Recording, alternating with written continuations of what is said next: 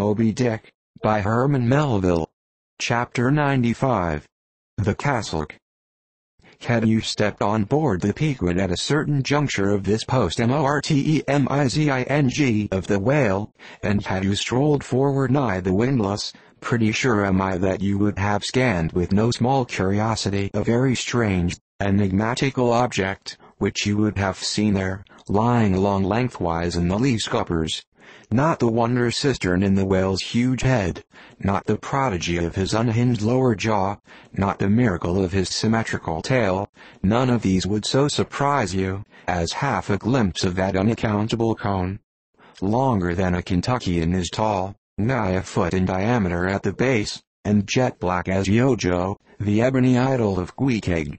And an idol, indeed, it is, or, rather, in old times, its likeness was such an idol as that found in the secret groves of Queen Masha in Judea, and for worshipping which, King Asa, her son, did oppose her, and destroyed the idol, and burned it for an abomination at the brook Kidron, as darkly set forth in the 15th chapter of the first book of Kings.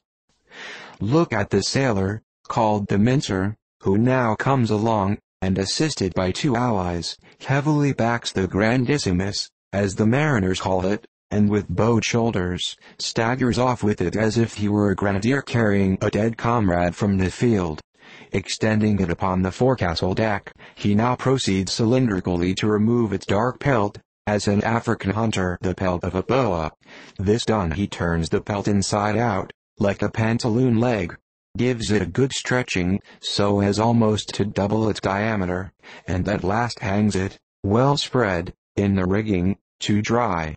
Ere long, it is taken down, when removing some 3 feet of it, towards the pointed extremity, and then cutting 2 slits for armholes at the other end, he lengthwise slips himself bodily into it.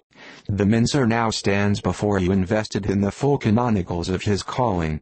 Immemorial to all his order, this investiture alone will adequately protect him, while employed in the peculiar functions of his office.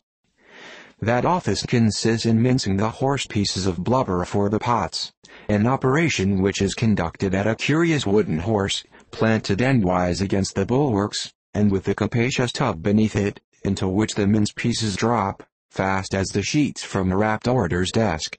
Arrayed in decent black, occupying a conspicuous pulpit, intent on Bible leaves, what a candidate for an archbishopric, what a lad for a pope were this mincer. Asterisk. Bible leaves. Bible leaves.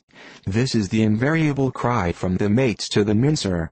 It enjoins him to be careful, and cut his work into as thin slices as possible, inasmuch as by so doing the business of boiling out the oil is much accelerated, and its quantity considerably increased, besides perhaps improving it in quality.